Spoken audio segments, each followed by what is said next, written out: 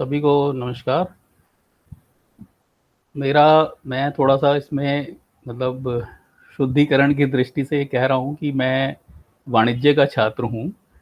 और जनरली विषय रहता है कि जैसे जो अर्थशास्त्र है वो हम एक अलाइड सब्जेक्ट के तौर पर पढ़ते हैं। तो उस तरीके से हमारी पकड़ अर्थशास्त्र पर उतनी नहीं रहती है जितनी कि लोग मान लेते हैं, कम ही रहती है। जी वही, उसी पर कम रहती है। उसी पर कम रहती है। लेकिन ये वित्त प्रबंधन से संबंधित विषय में पढ़ाता हूँ। तो विषय कुछ इस प्रकार से ललित पराशर जी के सामने आया कि आप भी कुछ विषय रखें। तो पहले मैंने कुछ विषय सोचा, उनसे डिस्कस किया, तो उसमें से घूम फिर कर बात आई कि वित्त प्रबंधन के बारे में विषय को रखना चाहिए।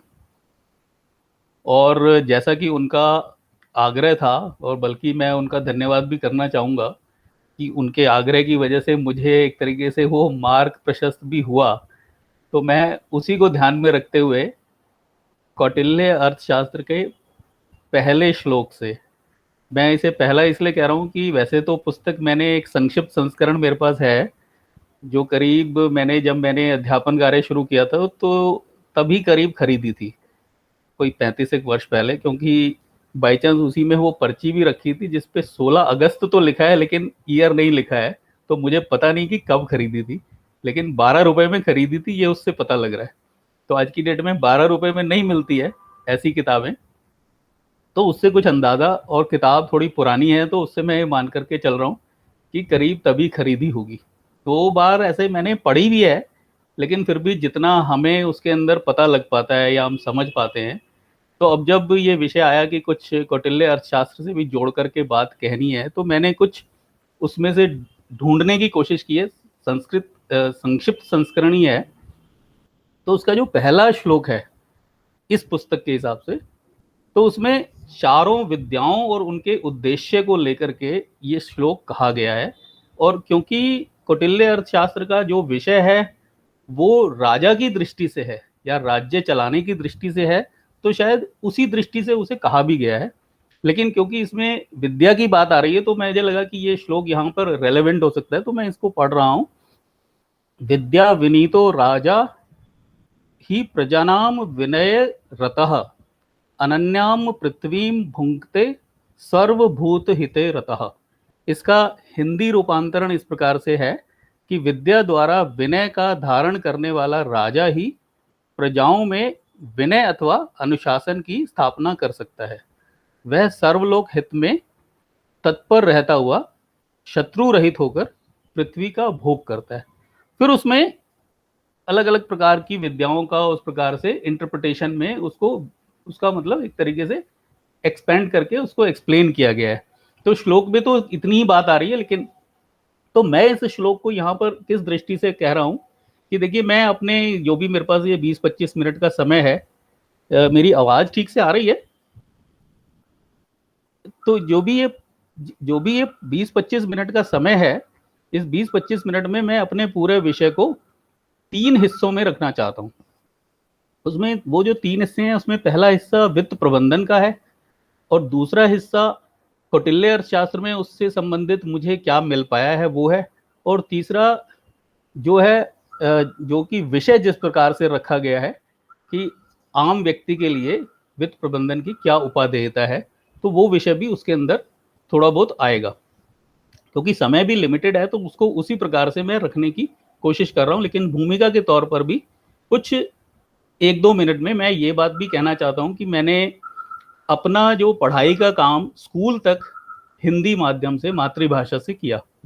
और उसके बाद क्योंकि ये हमारी एक अजम्पशन थी और शायद ठीक भी थी उस समय के टाइम से, कि भाई कॉमर्स पढ़ना है तो अंग्रेजी माध्यम से ही पढ़ना पड़ेगा। तो मैंने उसको फर्स्ट ईयर में ही इंग्लिश मीडियम से शिफ्ट कर लिया। हालांकि उसमें काफ़ी रोना पीटना भी रहा, क्योंकि जब डिस्क्रिप्टिव पेपर आते थे और जब अंग्रेजी में लिखने की दिक्कतें होती थी, तो मतलब वाकई असली आंसू भी निकल आते थे कि अच्छा, ये पेपर पास भी कर पाएंगे कि नहीं। तो इस प्रकार का मन में भाव रहता था। तो लेकिन सारी पढ़ाई हुई है, और आज भी यदि हम सोचते हैं तो ना हिंदी मातृभाषा अपनी रही है, और ना ही अंग्रेजी पर उतना हमें जिसे कहते हैं कि एक्सपर्टीज हासिल हो पाई है, इवन अपने विषय को लेकर के भी।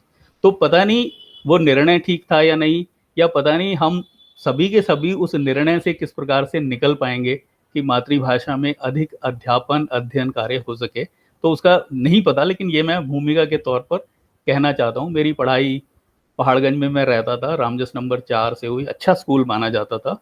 और उसके बाद मैंने जाकिर हुसैन से ग्रेजुएशन किया है और हिंदू कॉलेज से पोस्ट ग्रेजुएशन किया है।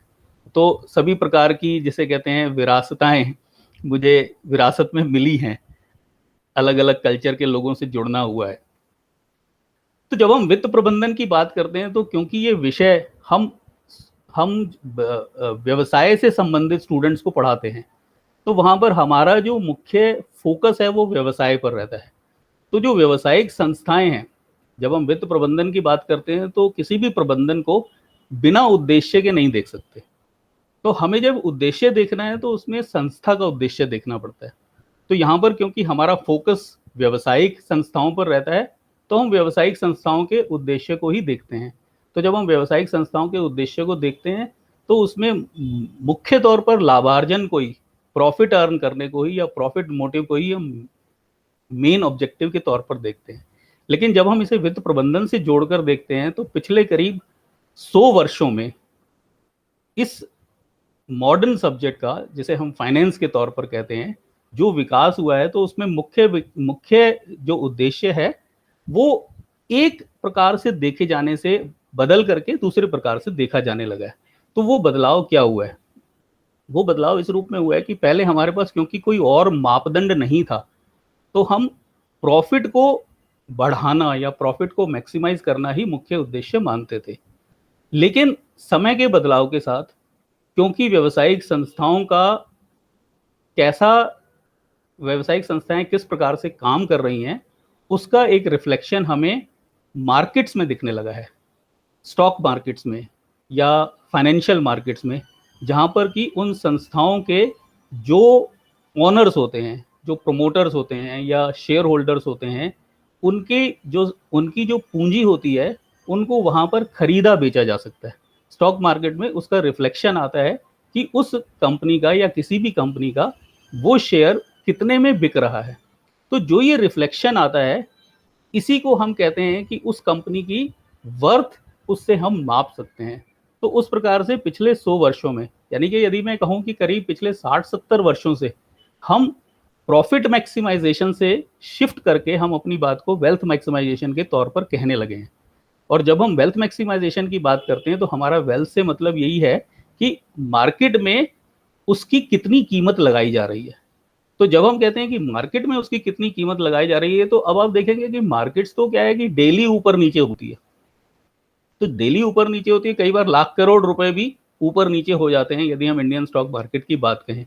तो ये जो मार्केट डेली ऊपर नीचे होती है, क्या हम इस डेली ऊपर नीचे होने की बात कर रहे हैं? नहीं, सही तौर पे उस तरीके से ना कह करके एक आइडियलिस्टिक सिनेरियो, जिसमें कि मार्केट एक जिसे कहते हैं अपने उत्तम स्तर पर कार्य कर रही है, यानी कि एफिशिएंटली वर्क कर रही है। जैसे कि कुछ नोबेल प्राइज विनर्स ने उस शब्द को इस्तेमाल भी किया है कि एफिशिएंट मार्केट हाइपोथेसिस को मानते हुए उस मार्केट में किसी संस्था के शेयर्स की क्या कीमत लगाई जा रही है, उस दृष्टि से हम उसकी कीमत को देख करके वेल्थ को आंकते हैं। तो इस प्रकार से हम व्यवसायिक संस्थाओं के उद्देश्य को वेल्थ मैक्सिमाइजेशन की दृष्टि से देखते हैं। तो जब हमारा उद्देश्य स्पष्ट है, तो उसके बाद वित्त प्रबंधन में मुख्य तौर पर 2 ही काम हैं, और वो 2 काम जो हैं, इसे हम कहते हैं कि संभरण और उपयोग, मोबिलाइजेशन और यूटिलाइजेशन। यानी कि वित्त प्रबंधन में वित्त का मोबिलाइजेशन है, फाइनेंस का मोबिलाइजेशन है और फाइनेंस का यूटिलाइजेशन है।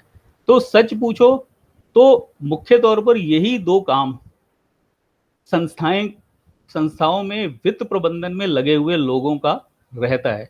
लेकिन जब हम इन 2 कामों की बात करते हैं, यानी कि जिसे हम कहें कि फाइनेंस का यूटिलाइजेशन, यानी कि फाइनेंस को, पैसे को कहाँ लगाएं, पैसे को कहाँ निवेश करें, पैसे को किन प्रोजेक्ट्स में लगाएं। तो जैसे ही हम इस बात को देखना शुरू करते हैं कि पैसे को किस प्रोजेक्ट्स में लगाएं, तो ये कोई मात्र सिक्का उछाल के कर लेने वाली विषय नहीं है, क्योंकि इसमें लाखों करोड़ रुपए उस व्यवसायी के भी लगे हैं जिसने वो व्यवसाय शुरू किया है, और उनके भी लगे हैं जिससे उसने वो पैसा इकट्ठा किया है, चाहे वो बैंक्स हैं, चाहे वो आम जन है जो जिनसे कि शेयर्स के रूप में इकट्ठा किया है, या कोई और वित्तीय संस्थाएं हैं जिनसे कि पैसा, या अंतर्राष्ट्रीय संस्थाएं हैं जिनसे कि पैसे इकट्ठे, बड़े बड़े प्रोजेक्ट्स, जैसे कि अब हम बात करें कि गुजरात में जो बुलेट ट्रेन का प्रोजेक्ट है, तो उसमें जापान ने पता नहीं कितने हजारों करोड़, करीब 1 लाख करोड़ रुपए का, 1 लाख करोड़ रुपए की उसमें पूंजी लगने वाली है। तो उस प्रकार से जो उपयोगिता है, यानी कि फाइनेंस को यूटिलाइजेशन का फंक्शन है, वो हमारा जो स्टूडेंट है कॉमर्स का, मैं ऑनर्स को पढ़ाता हूँ तो मैं ऑनर्स की दृष्टि से कह रहा हूँ कि क्यूरिकुलम दिल्ली विश्वविद्यालय का इस प्रकार से है कि उसकी समझ इतनी हम उसमें उसमें डेवलप करते हैं टेक्निक्स के माध्यम से, कि वह उस विषय को चाहे कितना ही कॉम्प्लेक्स प्रोजेक्ट क्यों ना हो, उसके पास यदि वो सारी इंफॉर्मेशन प्रोवाइड की जाए तो वो उसको कर सकता है। इतनी कैपेबिलिटी हम उसमें बिल्ड करते हैं और उस तरीके से जिसे कहते हैं कि एक एक्सीलेंट क्यूरिकुलम है। लेकिन जैसा कि रहता है, विद्यार्थी विद्यार्थी होता है और विद्यार्थी की कई प्रकार की इच्छाएं होती हैं, तो वो अपनी इच्छाओं के हिसाब से विषयों की तरफ उतना ही ध्यान देता है जितना कि उसे देना उचित लगता है। तो उसमें कुछ स्टूडेंट्स उतना नहीं पढ़ते हैं, कुछ ज़्यादा पढ़ते हैं। जो बहुत अच्छा पढ़ते हैं वो आगे जा कर के बहुत तरक्की भी करते हैं, और हमारे इंडिया में बड़े बड़े उद्योगों में अच्छी पोजीशंस पर लगे हुए कॉमर्स के स्टूडेंट्स हैं, वो बताते हैं कि उन्होंने या तो अपने समय पर विषय को अच्छे से पढ़ा, या उनका कुछ पारिवारिक संबंध या घरे या उनके कुछ जिसे कहते हैं फैमिली बैकग्राउंड इस प्रकार से रही कि वो उन विषयों में उन उन उन व्यवसायों में जा पाए और अच्छा कर पाए। तो इस प्रकार से विभिन्न जिसे कहते हैं तकनीक के माध्यम से हम छात्रों को उसकी जानकारी देते हैं। और इसी प्रकार से जब हम धन का उपार्जन, धन का मोबिलाइजेशन करते हैं, यानी कि धन को इकट्ठा करते हैं, तो उसमें भी जो स्रोत किसी, अच्छा अब इसमें बात ये आ जाती है कि देखिए हम एक सिंपल बिजनेस को अज्यूम करके हम बच्चे के सामने डिस्कस नहीं कर रहे हैं। हम ये अज्यूम करके कि व्यवसाय किसी भी प्रकार का हो सकता है, छोटे से लेकर बड़ा। कोई कॉरपोरेट ग्रुप जैसे टाटा बिरला अंबानी के प्रोजेक्ट्स हो सकते हैं। तो जब हम कहें कि टाटा बिरला अंबानी के प्रोजेक्ट्स हो सकते हैं, तो हम ऐसी व्यावसायिक संस्थाओं की बात भी कर रहे हैं जो कि ऐसा नहीं है कि पहली बार व्यवसाय में उतर रही है, जो पहले से व्यवसाय में है और किसी नए प्रोजेक्ट के अंदर पैसा लगाना चाहती है। तो कितना पैसा लगेगा और उस पैसे का कहाँ से मोबिलाइजेशन होगा, ये सारे विषय उसके अंदर उस प्रकार से जुड़ जाते हैं। तो चाहे वो धन को, फाइनेंस को, वित्त को, मनी को मोबिलाइजेशन का इश्यू हो या यूटिलाइजेशन का विषय हो, उस दोनों को कंप्रीहेंसिवली हम उसको उसमें कवर करते हैं। तो जब हम उसको कंप्रीहेंसिवली कवर करते हैं और उसी प्रकार से स्टूडेंट जब उसकी तरफ उतना ध्यान देता है, तो वह उसी प्रकार से व्यवसाय में जा कर के वो अपना कंट्रीब्यूशन कर सकता है। फिर उसके बाद कुछ और अन्य विषय इसके अंदर जुड़ जाते हैं। तो जब हम अन्य विषय कहते हैं, तो जैसे जब हम व्यावसायिक संस्थाओं की बात करते हैं, तो जो अपना धन देते हैं, यानी कि शेयर होल्डर्स हैं या उधार देने वाले हैं, तो उनको अपने धन में तो इंटरेस्ट होता ही है कि भाई जहाँ उन्होंने पैसा लगाया कहीं वो डूब ना जाए। लेकिन उनका इंटरेस्ट इसमें भी होता है कि उसके ऊपर कुछ वो अर्जन कर सकें। तो ब्याज के तौर पर या किसी प्रकार के लाभांश के तौर पर, यदि वो शेयर होल्डर है तो उसे कोई डिविडेंड चाहिए, यदि वो लेंडर है बैंक का या फाइनेंशियल इंस्टीट्यूशन का, तो उसे इंटरेस्ट के तौर पर, तो वो भी उसके अंदर से, तो वो एक डिविडेंड डिविडेंड से रिलेटेड भी एक विषय उसमें कहीं पर जुड़ जाता है। तो उसे हम, मतलब मैं यहाँ पर, क्योंकि अब धीरे धीरे जो मोटा मोटा विषय की बात है वो उसमें से जुड़ रही है, तो यहाँ पर जैसे मैं बात आई कि जैसे हम आम जीवन में या गृहस्थ की दृष्टि से देखें, तो अब जैसे गृहस्थ भी एक प्रकार की जैसे संस्था है, जैसे सरकार एक संस्था है, जैसे कि सामाजिक संस्थाएं या एनजीओज हैं, वो भी संस्थाएं हैं। तो ये जो सभी संस्थाएं हैं, इन संस्थाओं के उद्देश्य की अच्छा, मेरे को ऐसा नहीं लगता कि कोई भी संस्था बिना उद्देश्य के चलती है, और ना ही मुझे ऐसा लगता है कि कोई भी संस्था बिना वित्त के चल सकती है। तो उस उद्देश्य को ध्यान में रखना उस संस्था के लिए इम्पोर्टेंट है, वो चाहे गृहस्थ हो, चाहे सरकार हो, चाहे एनजीओ हो या कोई इंटरनेशनल ऑर्गेनाइजेशन हो। और उसी दृष्टि से हम इसको मोबिलाइजेशन और यूटिलाइजेशन के प्रश्न को देखते हैं। वित्त का महत्व अलग अलग संस्थाओं के लिए कम ज़्यादा हो सकता है। जैसे अब हम गृहस्थ की बात करें, तो यानी कि कई बार हम ऐसे कह देते हैं कि अच्छा भाई बच्चे की शादी कर दो सुधर जाएगा। तो अब मतलब अब यदि एक बिगड़ा हुआ बच्चा शादी करने से सुधर जाएगा तो वो बात सही होती भी है कई केसेस में, लेकिन उसमें ये दोनों चीजें तो शामिल हैं ही कि एक गृहस्थ जीवन को भी बच्चे के जीवन में उतारना है, और शायद ये भी उसमें शामिल है कि भाई जब वो गृहस्थ जीवन में जाएगा तो यदि उसके माँ बाप नहीं सुधार पाए तो शायद पत्नी उसको सुधार दे कि भाई देखो बिना वित्त के घर नहीं चलता है, तो उसे वो काम करना पड़ेगा। तो ऐसी भी परिस्थितियां रहती हैं। अच्छा, एग्रीकल्चर जब इकोनॉमी थी पूरी दुनिया में तो वहां पर थोड़ा दूसरे प्रकार का रहता था, क्योंकि वहां पर ये पता नहीं चलता था कि भाई किसको अर्जन करना है और किसको यूटिलाइजेशन करना है, क्योंकि सभी मिलजुल कर करते थे। बट जैसे जैसे ये मॉडर्न फैक्ट्री सिस्टम शुरू हुआ और आज की डेट में तो हम कहते हैं कि अब 4 औद्योगिक क्रांतियां हो चुकी हैं। तो जो ये 4 औद्योगिक क्रांतियां हो चुकी हैं जिसमें कि ज़्यादातर इकोनॉमी का काम सर्विसेज के माध्यम से होता है। जैसे कि अमेरिका, यूरोप, जापान जैसी इकोनॉमी की बात करें तो वहाँ पर मोर देन 80% तो सर्विसेज ही हैं। अमेरिका जैसी इकोनॉमी में 85% से 90% जो है, 85% मान के चलें तो करीब करीब वो सर्विस इकोनॉमी है।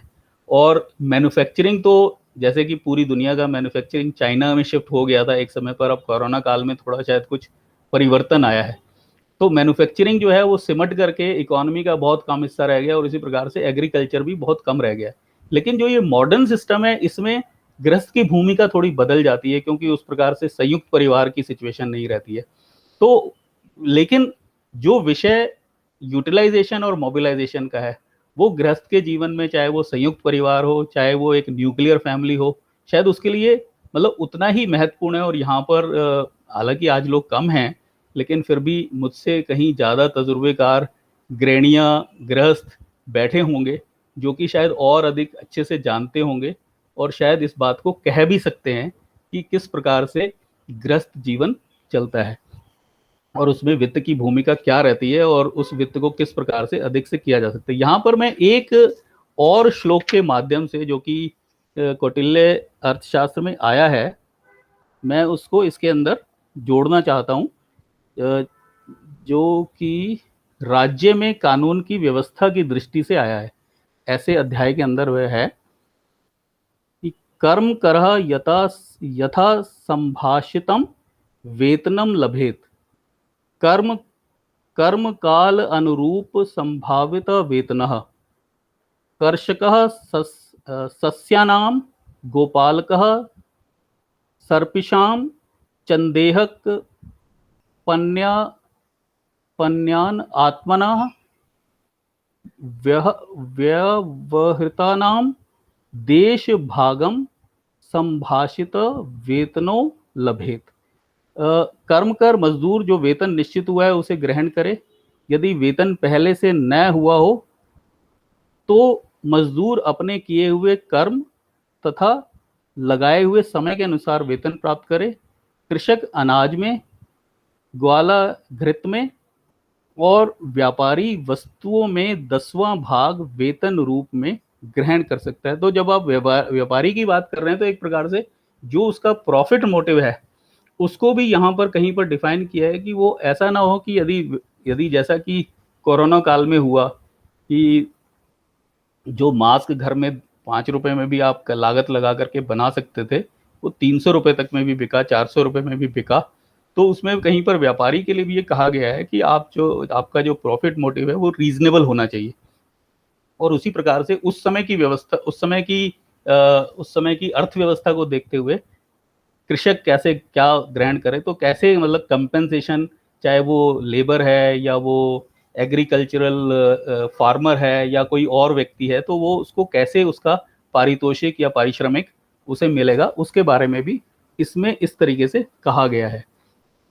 और एक आखिरी में मैं इसके अंदर,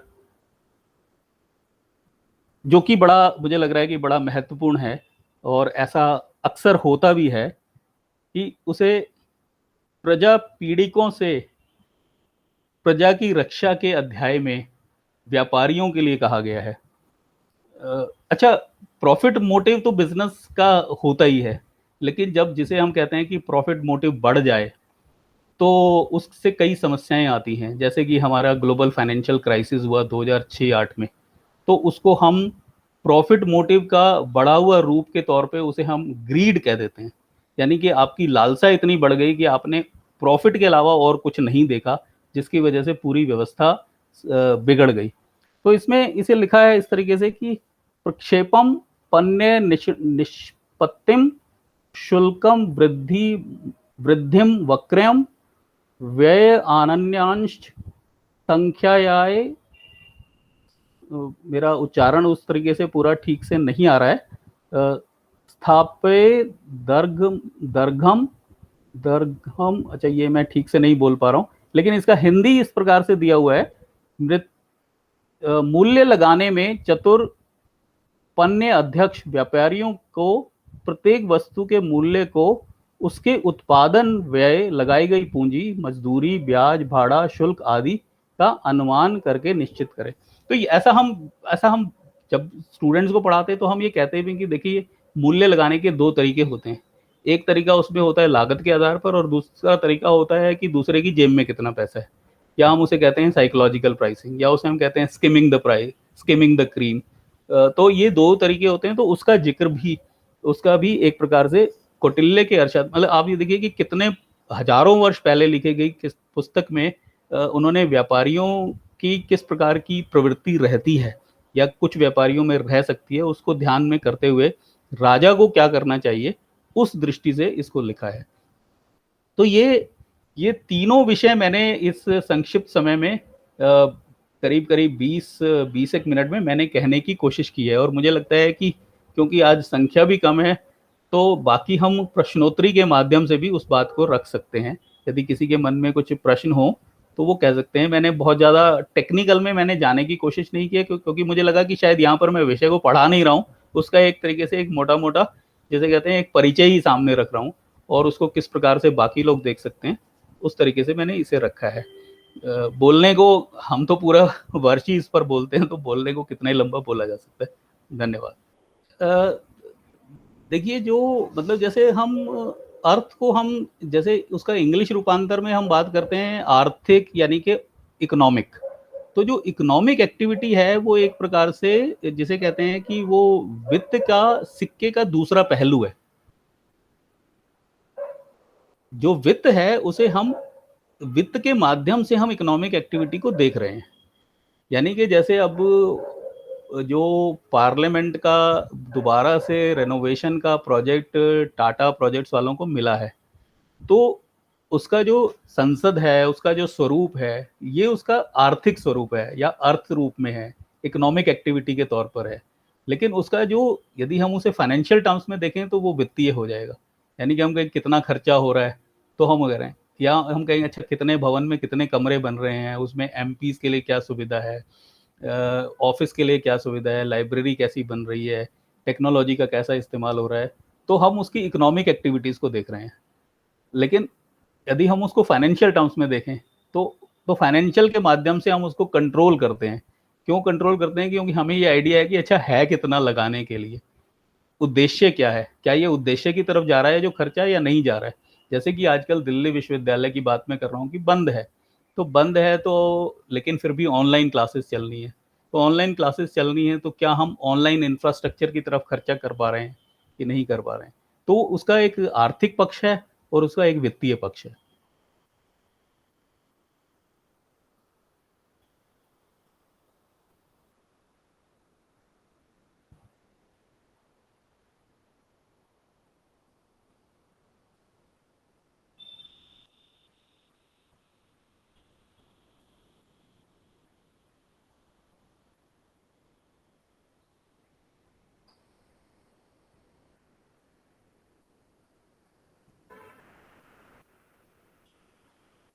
जी।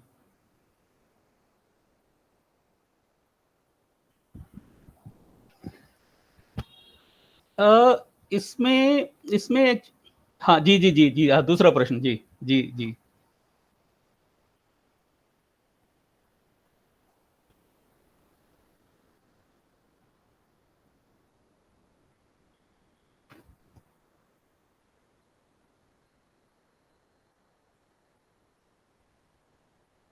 जी।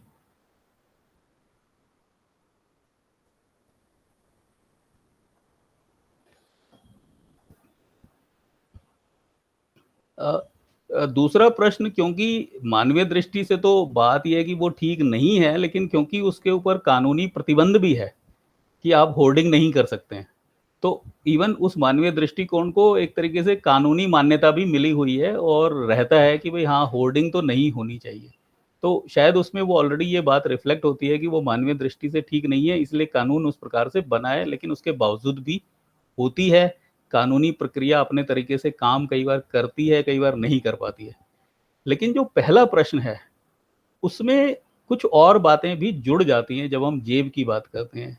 क्योंकि जैसे हम कहते हैं कि इकोनॉमी में जो व्यक्ति के जीवन में जो बदलाव आता है, यानी कि हम ये कहें कि पिछले 200-250 वर्षों में जो अलग-अलग औद्योगिक क्रांतियाँ हुई, तो उसमें जो आज का जो व्यक्ति जी रहा है, उसका बिल्कुल ही एक अलग स्वरूप है।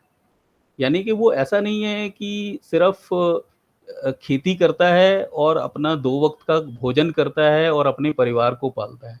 आजकल जो सुविधाएँ हैं, उसका एक तरीके से कहें तो कोई अंत नहीं रह गया है। तो जो ये मॉडर्न सोसाइटी के अंदर जो ये नई-नई वस्तुओं का जो सामने आना हुआ है, तो उसका जो उद्यम है कि वो नई वस्तुएँ कैसे आएँ, तो उसका वो उद्यमी करता है। वो एक एंटरप्रेन्योर करता है, उसके पास कोई क्रिएटिव आइडिया होता है।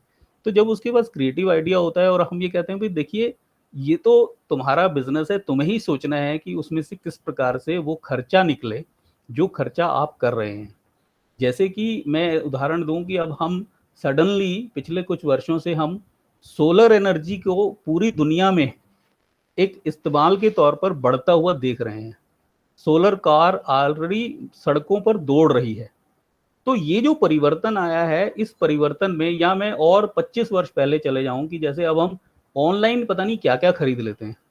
तो जब उस व्यक्ति ने, जिसका नाम जेफ बेज़ोस है, जिसने कि अमेज़न नाम की कंपनी कोई करीब 1993-94 में शुरू की थी।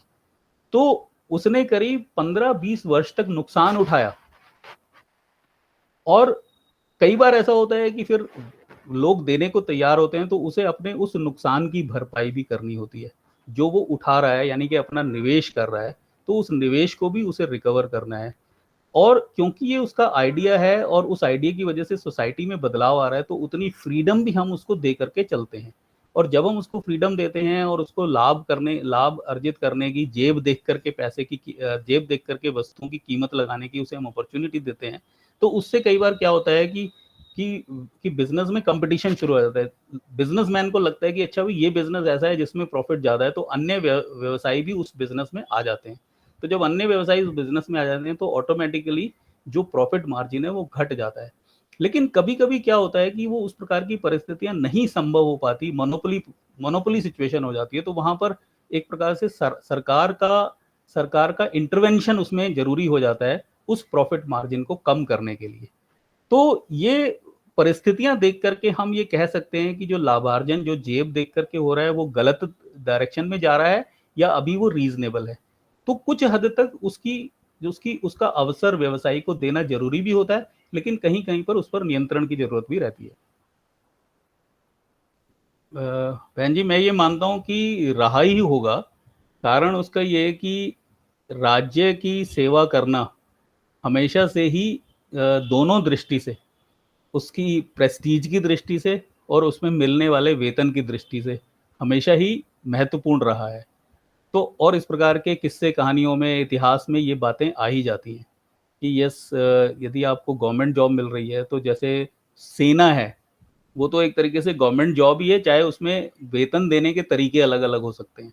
उस समय के हिसाब से जैसे भी तरीके रहे होंगे, जैसा कि हम सुनते ही हैं कि भई आपने जागीर दे दी, खेत दे दिए, उसके ऊपर होने वाली उपज का जो है, उसका उसका हक आपका हो गया। तो वो उस प्रकार से जो सेना में क्षत्रिय होते थे, तो उनका जिसे कहते हैं कंपेंसेशन का क्या माध्यम, लेकिन जहाँ तक उसकी प्रेस्टीज का सवाल है, मेरी दृष्टि में वो हमेशा से रही है। और आज भी है, मतलब थोड़ा कम लगती है, आज हो गई है, लेकिन फिर भी इतनी कम नहीं हुई है। अब रामचंद्र जी, इसमें मतलब आर्थिक या वैसे भी नीति की दृष्टि से कोई विषय इसमें हो सकता है, यदि आंकड़े उस प्रकार से मैक्रो लेवल पर उपलब्ध हों, तो कोई उसमें नीतिगत निर्णय की कोई संभावना हो सकती है। अन्यथा जो आर्थिक गतिविधियां हैं वो आर्थिक परिस्थितियों के हिसाब से रहती हैं। मतलब मैंने ऐसे भी सुने हैं जिसमें लोग, आप तो सिर्फ बेंगलोर की बात कर रहे हैं या देश के दूसरे कोने की बात कर रहे हैं, मतलब विदेशों में जाकर के भी मतलब विवाह संपन्न होते हैं और सारे खर्चे हिंदुस्तान में ना हो करके विदेश में भी हो रहे होते हैं। तो वो फैमिली की अपनी आर्थिक परिस्थितियां क्या हैं, वो कैसा करना चाहते हैं, उनकी क्षमता कितनी है, वो उस प्रकार से गाइडेड रहती है। तो किसी इंडिविजुअल फैमिली के ऊपर हम कोई अंकुश लगा सकते हैं कि नहीं लगा सकते हैं, वो विषय कानूनी विषय है। और पूरी अर्थव्यवस्था में उस विषय को किस दृष्टि से देख सकते हैं, तो वो एक प्रकार से एक मैक्रो मैक्रो जिसे कहते हैं कि सिनेरियो देखने के बाद कुछ आंकड़े हैं या कुछ ऐसी कोई समझ बनती है, तो उसमें कोई नीतिगत निर्णय का विषय हो सकता है। उसके अतिरिक्त इसके ऊपर किसी प्रकार की बात कहना मुश्किल ही होगा। मुझे लग रहा है कि एक ऑब्जर्वेशन ही थी, मतलब रिस्पॉन्ड करने वाली बात कुछ ऐसी इसमें नहीं लग रही है। अदरवाइज तो ये कि सिर्फ वित्त की बात नहीं है कि हम अपने से चलाना चाहते हैं, हम डॉक्टर भी खुद ही रहना चाहते हैं। बीमारी हो जाती है छोटी मोटी, हम वैद्य के पास तक नहीं जाते, डॉक्टर के पास तो बाद की बात है। तो वो भी मतलब एक तो प्रकार से हमारी जो भारतीय पद्धति है, जिसमें कि हम उसको ये कहते हैं कि आप अपने को ही, अपने अंदर ही जो है आप स्वस्थ रहो, अपने में ही स्थित रहो, उस तरीके की जो बात उसमें आती है, तो वही रिफ्लेक्शन है हमारे फाइनेंसेस को हैंडल करने का भी। बल्कि मैं यदि इसे कॉरपोरेट वर्ल्ड से जोड़ करके कहूँ, तो हमारे हिंदुस्तान की जो 100-500 बड़ी कंपनियां हैं, उसमें से बहुत सारी ऐसी कंपनियां हैं जो कि उधार नहीं लेती हैं। पूरा का पूरा पैसा अंशधारियों का, शेयर होल्डर्स का ही लगा हुआ है, और उसमें से प्रमोटर्स का काफ़ी लगा हुआ है। यानी कि ऐसी कंपनियां हैं जिसमें उसको प्रमोट करने वालों को के पास 75% अधिकार है या 60% अधिकार है, बाकी जो है बाकी शेयर होल्डर्स में है, और उधार उस कंपनी ने ले ही नहीं रखा है। तो वो उन कंपनियों की सोच में भी वो कहीं ना कहीं पर रिफ्लेक्ट हो रहा है। जैसे कि ये कैस्ट्रॉल इंडिया है, जैसे कि अभी मेरे माइंड में यही एक कंपनी दिमाग में एकदम से आ रही है, लेकिन वो मैं और भी उदाहरण दे सकता हूँ।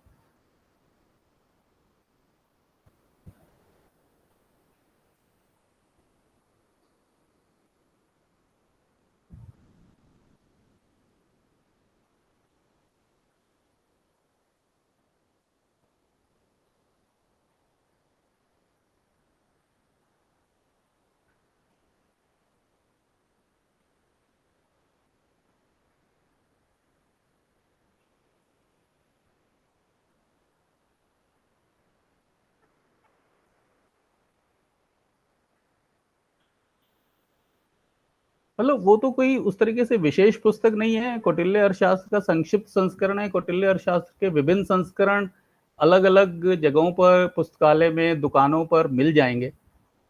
शायद हमारी जो लाइब्रेरी इंद्रप्रस्थ अध्ययन केंद्र की बनी है, शायद उसमें भी वो उपलब्ध होगी। मेरा मन था कि मैं वहां जाकर के एक विस्तृत जो पूरा कंप्लीट है उसको एक बार देख करके पढूं, क्योंकि ये विषय मुझे लेना था, लेकिन समहाउ समय उस तरीके से मैं नहीं निकाल पाया।